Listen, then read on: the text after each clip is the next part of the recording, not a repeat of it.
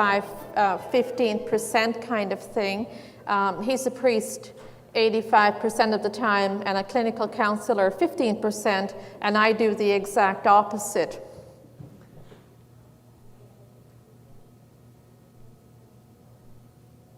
My flicker's not working. Oh, okay.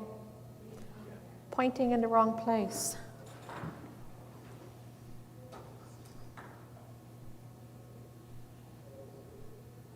No.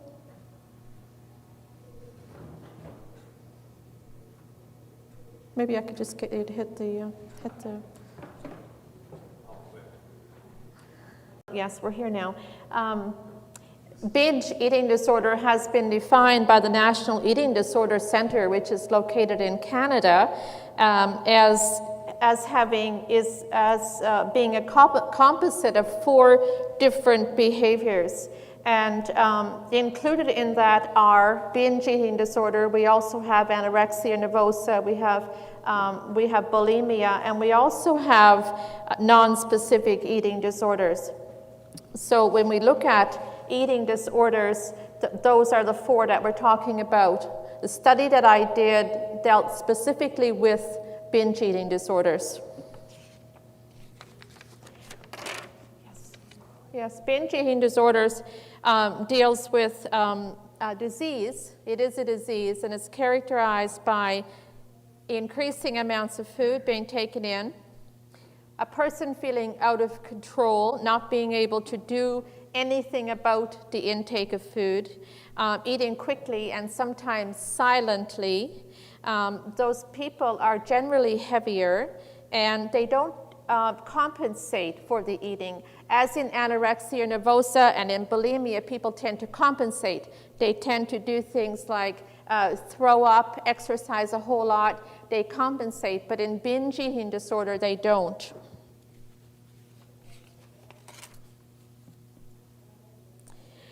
There's also secrecy involved with the disease. They feel different than average people. And they do this, they tell me, to emotionally soothe because they feel uncomfortable or to numb their feelings.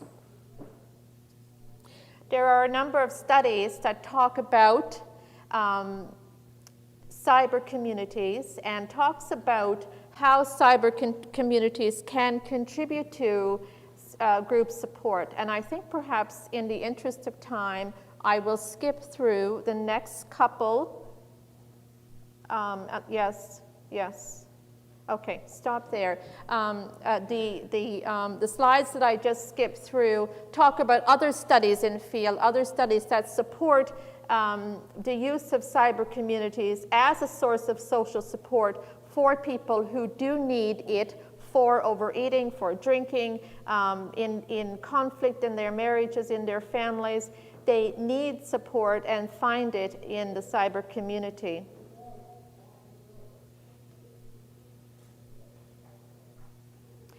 The study that I did spanned 22 months and dealt with 10 women who considered themselves overeaters or binge eaters.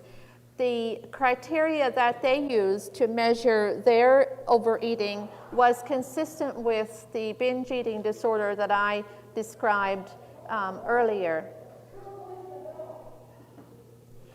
They said that they gained support from each other in this community, and they felt really supported, that they were able to come together and eliminate physical and spatial and cultural boundaries that we normally think of when we think of community. Yes? Okay, yeah, just go ahead. Okay, it was a qualitative research study, and a qualitative research study dealing with grounded theory as described by Glaser and Strauss, and which deals with coding information and finding meaning in the codes that you gather. Okay, I'm just trying to see which I can skip through here. I think I can just skip through that one as well. Okay.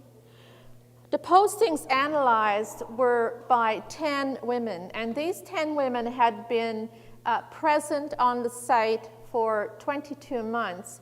18 months into the study, I interviewed 4 of these women and again qualitatively analyzed the data using a system called QSR Nudist, which is a software you use to deal with large amounts of qualitative data. I found that 40% of the calls of the postings were SOS calls, save calls. 30% concerned the content and the processes of the 12-step program. 14% talked about feelings about the program and the women when they were slipping. And 15% talked about past experiences, the past experiences these women had had and how they believed they had become overeaters. Of the SOS messages, 82% of these messages were answered within a range of 20 minutes to 6 hours and 50 minutes by another member of this 10 women. Of the 15% of messages that were not answered within this period of time, they were generally answered over the weekend. It was because it was a long weekend, it was over the weekend, and people were away. There were a variety of reasons like that, but they were answered within a 2-week period. The study took place between June 2004 and April 2006. And I assumed that this was enough time for the women to bond in community in order to be able to talk to each other about these kinds of issues, but also in terms of staying, in terms of recovery. I think perhaps if they were going to leave the community, they would have left earlier than that. The others in the community lasted 2 months, 3 months, 5 months, sometimes weeks and sometimes days.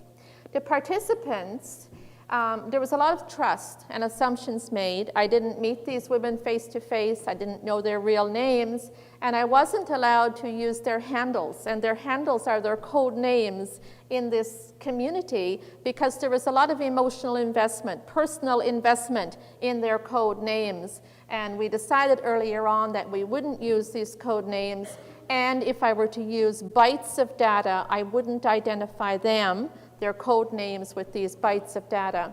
All other information that might tie them to an actual person would be removed from bytes of data. They were 33 to 61 years.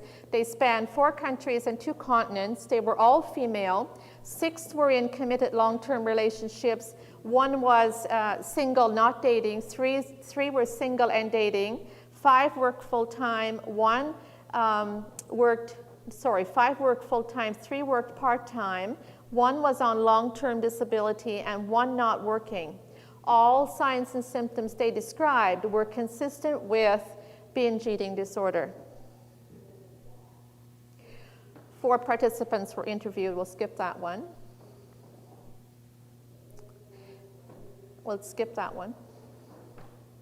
Protecting confidentiality it turned out to be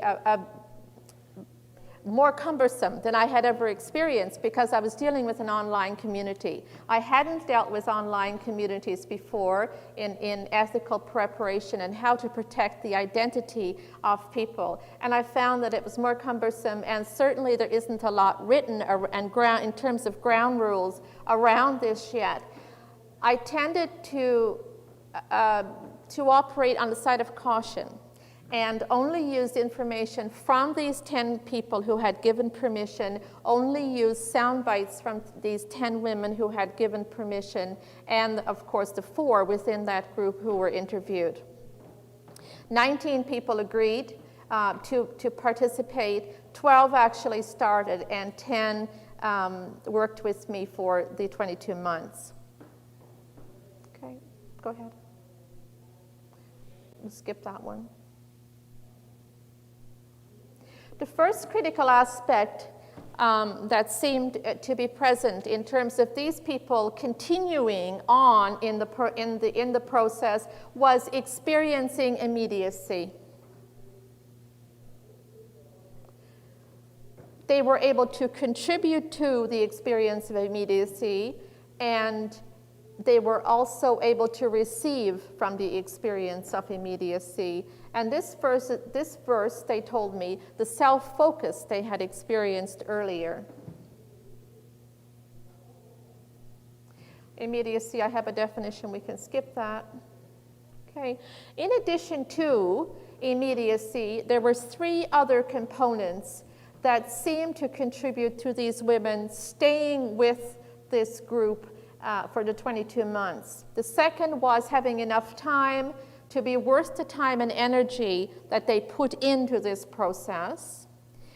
Another was a way of accessing the group when necessary. Sometimes that was late at night, sometimes early in the morning, sometimes midday when they were working. They needed a machine, they needed an internet account, they needed to be able to reach this group when they felt that it was necessary.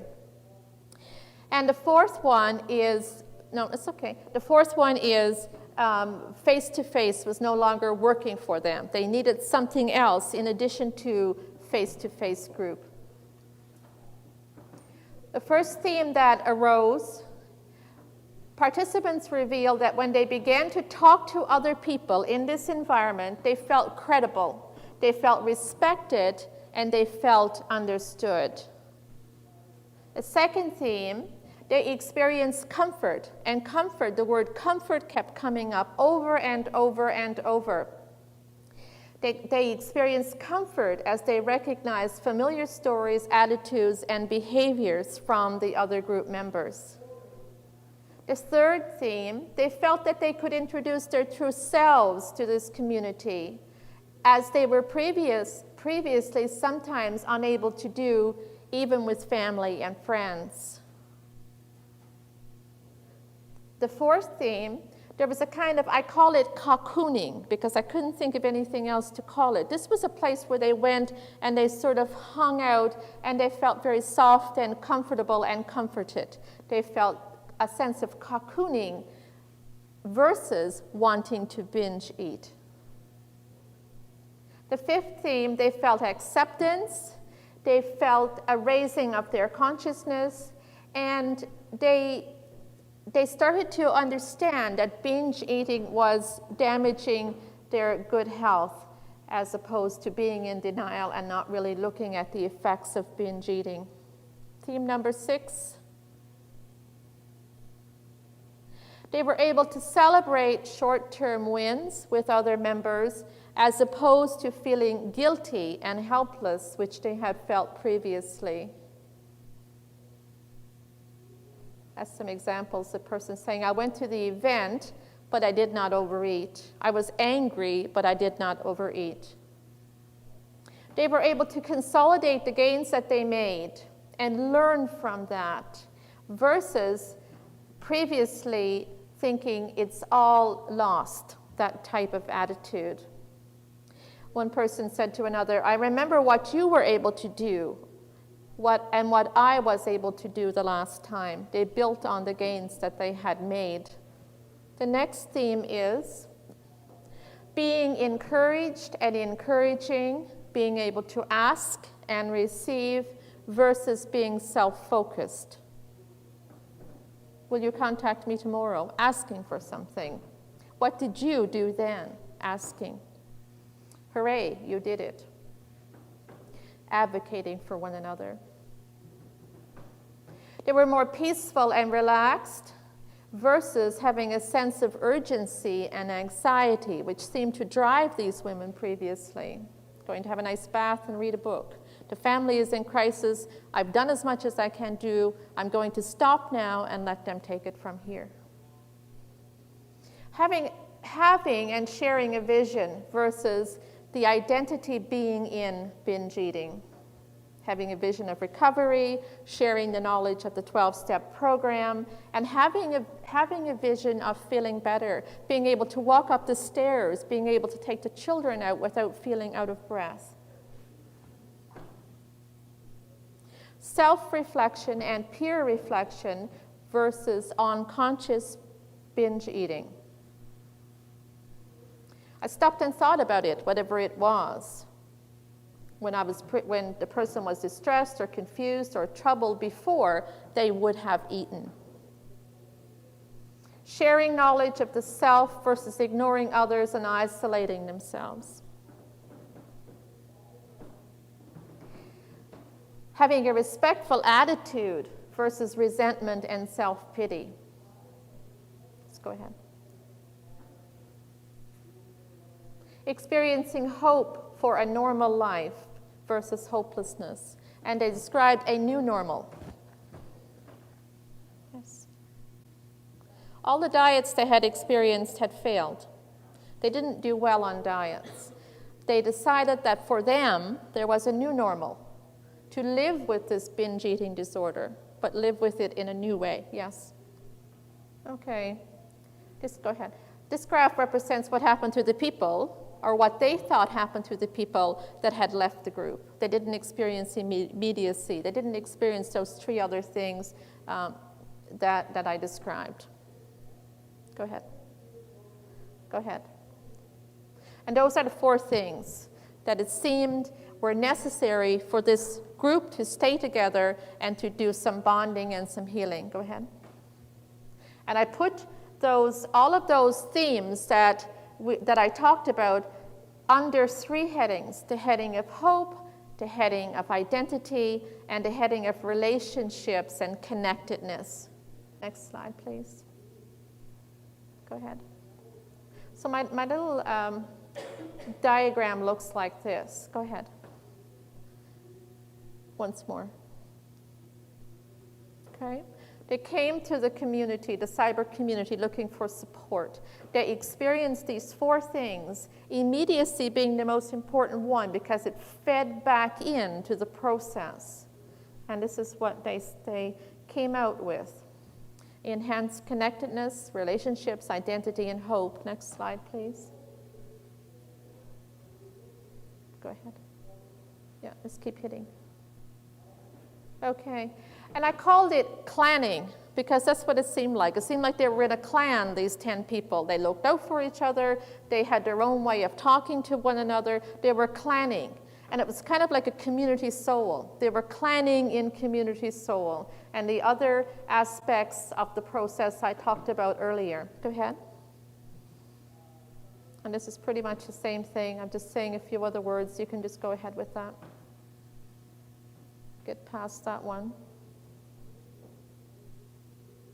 I'm just trying to decide which of those to use when I write it up, okay? So I have 3 or 4 of them. Go ahead. Yes. Yes, one more. Yeah. Those are I'm going to try to get this printed off if anybody's interested in it.